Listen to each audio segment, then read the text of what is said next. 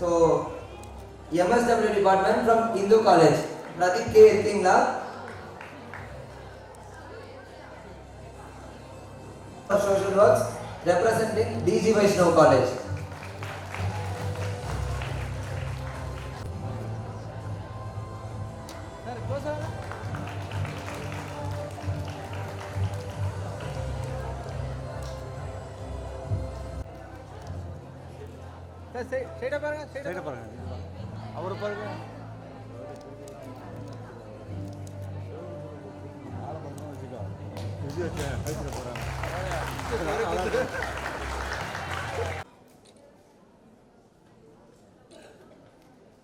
சாப்பிட்ருப்போம், உண்ட மயக்கம் வரும்.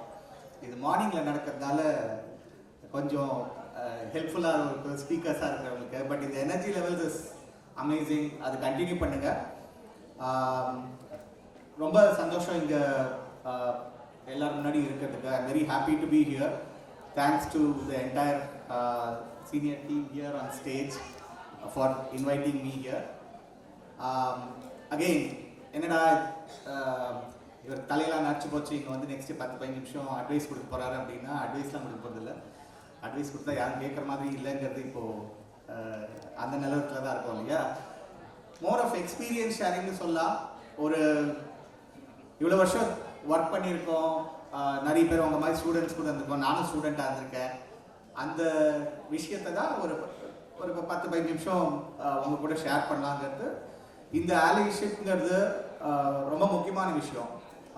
இது வந்து மேல் ஆலிஷிப் இந்த குரூப்பில் பண்ணுறது ரொம்ப இம்பார்ட்டன்ட். அதே சமயம் மேல் ஃபீமேல் எப்படி நீங்கள் இன்ட்ராக்ட் பண்ணுறீங்க, எப்படி டெய்லி உங்களோட டே டு டே உங்களோட அப்ரோச் எப்படி இருக்குங்கிறது ரொம்ப முக்கியம். ஸோ ரொம்ப ரொம்ப அளவில் அப்படி பேசிகிட்டே இருந்தால் அவங்களுக்கும் போர் அடிக்குங்கிறதுனால ரொம்ப கிளியராக இருக்கேன். ஏதாவது முடிஞ்ச வரைக்கும் இன்கேஸ் உங்களுக்கு ஈவன் சப்போஸ் கடைசியில் கொஸ்டின் இருந்திருந்தால் கூட தைரியமாக கேட்கலாம். பட் நெக்ஸ்ட் ஒரு விஷயத்த சொல்லிக்கிறதா ஆசைப்படுறேன். டு பிகின் வித், எப்போ இது கேள்விப்பட்டிருக்கீங்களா, don't judge a book by the face of its cover அப்படிம்பாங்க. கேள்விப்பட்டிருக்கீங்களா? எவ்வளோ பேர் கேள்விப்பட்டிருக்கீங்க? ஒரு புத்தகத்தை அதோட கவர் வச்சு ஜட்ஜ் பண்ணாதீங்கன்னு. ஓகே, அதுக்கு என்ன அர்த்தம் தெரியுமா? நிறைய உள்ளர்த்தம் நிறைய இருக்கு. ஒரு புத்தகத்தை அதோட கவர் வச்சு ஜட்ஜ் பண்ணக்கூடாது அப்படிங்கிறது. நம்ம லைஃப்பும் அப்படிதான், ரைட்? ஒருத்தரை பார்த்துட்டு முதல்லயே ஒரு பர்செப்ஷன் கிரியேட் பண்ணிக்கிறது. ஓ, இவங்க இப்படிதான் இருக்காங்கிறது. எதுக்கு அது சொல்றேன்னா, இன்னைக்கு ஸ்டேஜில் சில பேர் இருக்கோம், நான் இப்போ இங்கே வந்து பேசுகிறேன். இன்னைக்கு கம்பெனியில் ஒர்க் பண்ணுறது, இதுக்கு பின்னாடிலாம் ஒரு ஜேர்னி இருக்குது இன் டர்ம்ஸ் ஆஃப் எங்கேருந்து ஆரம்பித்தோம் அப்படிங்கிறது. அது முக்கியம். நம்ம எல்லாரும் நீங்களாம் வந்து அந்த இதில் தருணத்தில் இருக்கீங்க, வயசில் இருக்கீங்க, 17லேருந்து 20-21 வயசில் இருக்கீங்க. ரொம்ப முக்கியம். இந்த ஜேர்னி, வாழ்க்கை பயணம்ங்கிறது ரொம்ப ரொம்ப முக்கியம். எதுக்கு இது சொல்கிறேன்னா, என்னோட பர்சனல் விஷயம் has help me become an ally over a period of time. நான் தான் பெஸ்ட் ஆலை, இதுதான் பர்ஃபெக்ட் சொல்ல. None of us are perfect. Even இன்னைக்கு பார்த்தீங்கன்னா I learn a lot interacting with lot of students. மாற்றம் ஃபவுண்டேஷன்லேயே இருக்கட்டும், எவ்ரி கான்வர்சேஷன் நான் ஒருத்தர் கூட பேசுறது வந்து it's a learning experience. So அந்த லேர்னிங் வந்து நம்ம குறையவே போட்டல. என்ன பர்சனல் ஜேர்னி அப்படின்னா, இன்னைக்கு வந்து நம்ம கம்பெனியில் ஒரு நல்ல பொசிஷனில் இருக்கலாம், நல்ல பெரிய வண்டி ஓட்டலாம், அதெல்லாம் தான் நிறைய பேர் வெளிலேருந்து பார்ப்பாங்க. அதை வச்சு ஒரு டிசிஷனுக்கு வந்துடும். பட் எங்களுக்கு ஆரம்பிச்சது பார்த்தீங்கன்னா, மேம் சொன்ன மாதிரி நாங்களும் 80s 90sலாம் ஸ்கூலிங் பண்ணது. ஸோ பேக் தென் நானும் என் தம்பி, எனக்கு ஃபேமிலியில் 2 பேர், எங்கள் அம்மா தான் சிங்கிள் மதராக எங்களை வளர்த்தாங்க. 1980sலேயே she was a single mother. She has to bring us up. ஒரு 150 ஸ்கொயர் ஃபீட் வீடில் தான் தங்கியிருந்தோம், ஒரு ரெண்டல் அப்பார்ட்மெண்ட் கூட சொல்ல முடியாது. அப்போல்லாம் அவுட் ஹவுஸ் போர்ஷன் அப்படின்னு சொல்லுவாங்க.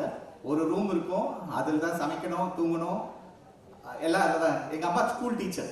ஸோ அது அப்படி ஆரம்பித்ததுனால அப்போ மாத சம்பளம் 70 ரூபா அவங்களுக்கு. அதை வச்சு தான் வந்து எங்கள் ஃபேமிலிலாம் எங்கள் 2 பேரையும் இது பண்ணாங்க. எதுக்கு இது சொல்ல வரேன்னா, மை மதர் வாஸ் அன் ஆலை டு பிகின் வித். அவங்க வந்து நினச்சிருக்கலன்னா, சரி இது சப்போர்ட் பண்ணது கஷ்டம் அப்படின்னு நினச்சிருக்கலன்னா நாங்கள் படிச்சிருக்க முடியாது இல்லையா. ஸோ அப்போ 100-150 ஸ்கொயர் ஃபீட் அப்படிலாம் யோசிக்கவே இல்லை. ஒரு வீடுன்னு இருக்கு, அம்மா இருக்காங்க, somebody to take care of us, நம்ம படிக்கணும். அந்த குறிக்கோளில் தான் ஆரம்பிச்சது ஜேர்னி. பை காட்ஸ் கிரேஸ் 2 பேரும் டீசெண்டாக படித்தோம். எனக்கு காலேஜ் கிடைக்கச்ச 1991 மார்க் வரைச்ச 1991 தான் அப்ளைலாம் பண்ணிட்டு வெயிட் பண்ணியிருந்தேன். நிறைய வெளிய விஷயம் இருக்கு.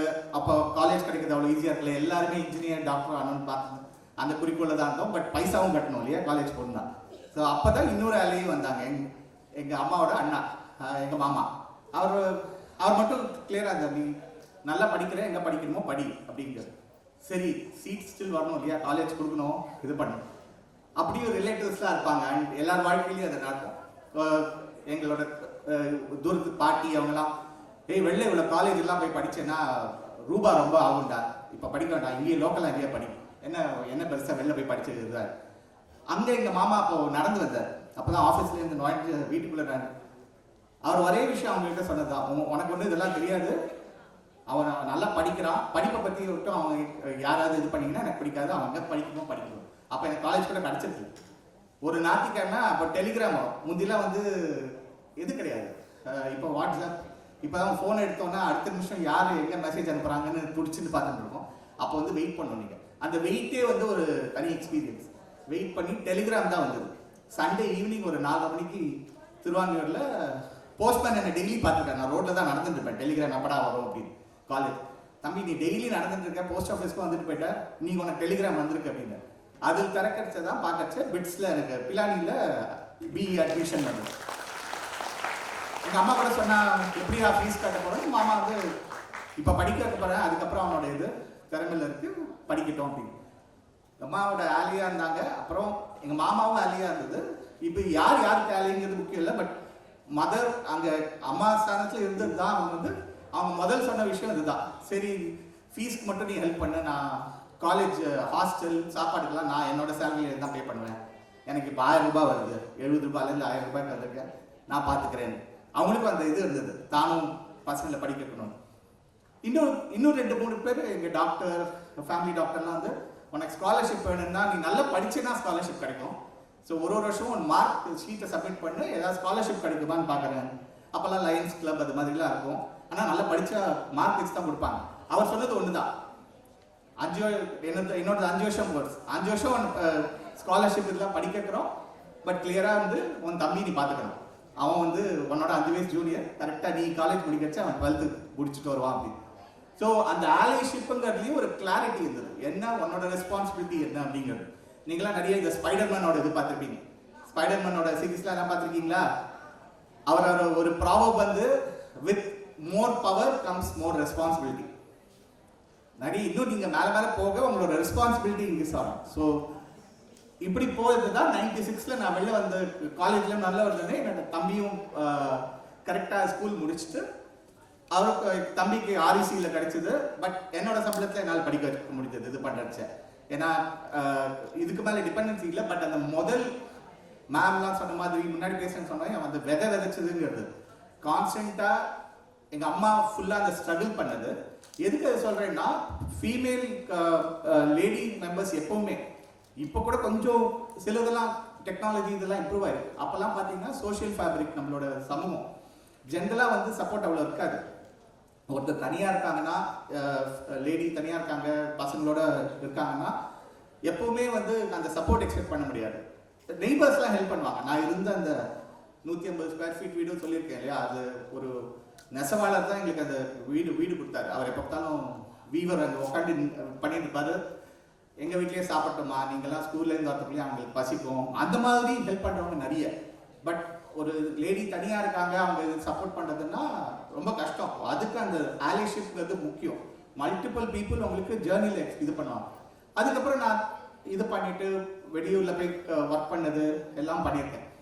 என்ன எதுக்கு இந்த இது பண்ணுறேன்னா, don't judge the book by the face of its cover நான் சொன்னதுக்கு ரீசன், ஒருத்தரோட வாழ்க்கை ஜேர்னி பயணம் ரொம்ப முக்கியம். அதில் நிறைய ஆலிஸ் இருப்பாங்க.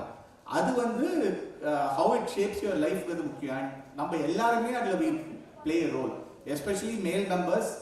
உங்களோட லேடி ஃபீமேல் இதுக்கு அவங்களுக்கு doctor Soundarya Rajesh, Avatar human capital trust அப்படிங்கிற அந்த தொண்டு நிறுவனத்துடைய மேனேஜிங் ட்ரஸ்டி. இன்றைக்கு என்ன நடந்திருக்கு அப்படின்னு பார்த்தீங்கன்னா, மேல் ஆலைஷிப் சினர்ஜி சம்மிட், அதாவது மாஸ் அப்படிங்கிற இளம் ஆண்களுக்கான ஒரு நிகழ்ச்சி இது. அவங்கள எப்படி பெண்களுக்கான ஒரு தோழமை மிக்க வலு சேர்க்கக்கூடிய ஒரு ஆண்மகனாக அவங்க எப்படி இருக்க முடியும் இந்த சமூகத்தில் அப்படிங்கிறத பற்றி அவங்களுக்கு நிறைய தெளிவுகளை எடுத்து கொடுத்து அவங்களுடைய மனதில் ஒரு நல்ல நிறைவை ஏற்படுத்தணும் அப்படிங்கிற ஒரு முயற்சி இது. முதன்முறையாக இந்தியாவில் நடக்கக்கூடிய இந்த மேல் ஆலைஷிப் சினர்ஜி சம்மிட்டில் நம்மக்கிட்ட கிட்டத்தட்ட ஒரு 400 சிறுவர்கள், பாய்ஸ், பல கவர்மெண்ட் ஸ்கூல்லேருந்தும் மற்ற இந்த ஸ்கூல்ஸ்லேருந்தும் வந்து பங்கேற்றிருக்காங்க. அவங்க அத்தனை பேருமே அந்த மேல் ஆலைஷிப் பிளெட்ஜ் அப்படிங்கிற கூடிய தான் எப்படி ஒரு நல்ல ஆண்மகனாக பெண்களுக்கு வந்து ஒரு பாதுகாப்பு கொடுக்கக்கூடிய, பெண்களை வந்து ஒரு முன்னேற்ற பாதையில் தூக்கி எடுத்துகிட்டு போகக்கூடிய ஒரு ஆணாக எப்படி அவங்க வரப்போகிறாங்க அப்படிங்கிறத பற்றி இன்றைக்கி நிறையா கருத்துகள் பரிமாற்றம் இருக்குது. சீஃப் கெஸ்ட்டாக mister Anand Mohanram, managing director of mister Cooper வந்து இங்கே கலந்துக்கிட்டாரு. இந்த ஒரு நிகழ்ச்சி மூலமாக மேல் ஆலைஷிப் கிளப் அப்படிங்கிற ஒரு மிக புதிய ஒரு முயற்சி இந்த நிறைய பள்ளிக்கூடங்களில் இன்றைக்கி தொடங்க இருக்கு. இது மூலமாக இந்த சிறுவர்களுக்கு எப்படி வந்து ஒரு நல்ல ஒரு ஆண்மகனாக பெண்களுக்கு வந்து ஒரு பாதுகாப்பு தரக்கூடிய ஒரு சின்ன பையனாக, ஒரு இளைஞனாக பிற்காலத்தில் வேலை செய்யக்கூடிய அந்த ஒரு வேலை இடத்துலையுமே ஒரு நல்ல தலைவனாக இருக்கக்கூடிய அந்த வழி பாதையை இன்னைக்கு இந்த ஒரு ஈவெண்ட் மூலமாக நாங்கள் காமிச்சிருக்கோம். இது இந்தியாவிலேயே முதல் முறையாக நடக்கக்கூடிய ஒரு முயற்சி.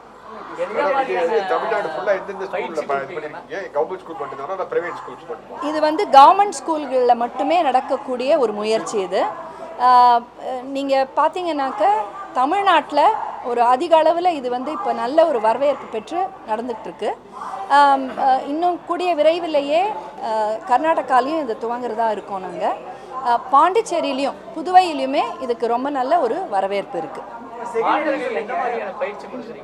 மாணவர்களுக்கு பலவிதமான பயிற்சிகள் இருக்குது.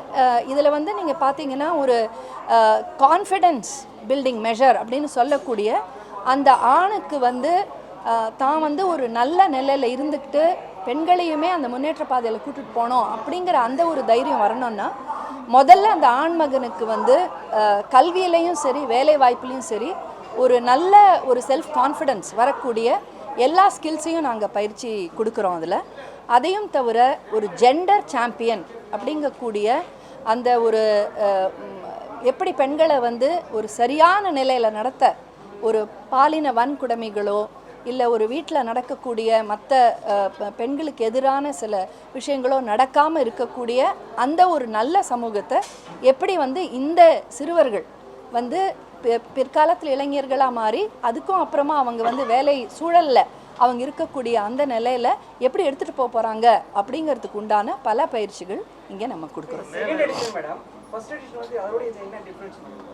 முதல் எடிஷனில் வந்து இந்த மாதிரியான ஒரு ஐடியா, இந்த ஒரு ஐடியாவுக்கு வந்து எந்த அளவில் வரவேற்பு இருக்கும் அப்படிங்கிறத பற்றி ஒரு ரிசர்ச்சை பண்ணி அந்த முதல் எடிஷன் நடந்தது. அதில் எங்களுக்கு தெரிய வந்த ஒரு பெரிய விஷயம் என்ன அப்படின்னு சொன்னாக்க, இந்த மேல் ஆலைஷிப் கிளப் அப்படிங்கக்கூடிய இந்த ஒரு கூட்டு முயற்சி வந்து ஒரு பள்ளிக்கூடத்துலேயும் நம்ம செஞ்சோன்னாக்க அதை சுற்றி அந்த இளைஞர்களால் பல விஷயங்களை செய்ய முடியும், பல இனிஷியேட்டிவ்ஸை வந்து அவங்க எடுக்க முடியும். அது மூலமாக தன்னை பற்றி அவங்க பெருமையாக ஒரு ரோல் மாடலாக அவங்க பேசக்கூடிய ஒரு ஆப்பர்ச்சுனிட்டி அவங்களுக்கு தர முடியும். இன்றைக்கி வந்து சிறுவர்கள் இளைஞர்கள் வந்து யாரை வந்து ஒரு முன்னோடியாக நினைக்கிறாங்க அப்படின்னா, பல பேர் வந்து ஒரு திரையில் இருக்கக்கூடியவங்களோ இல்லை ஒரு ஸ்போர்ட்ஸ் ஃபீல்டில் இருக்கக்கூடியவங்களோ இவங்கள முன்னோடி அப்படின்னு சொல்லி நினைக்கிறாங்க.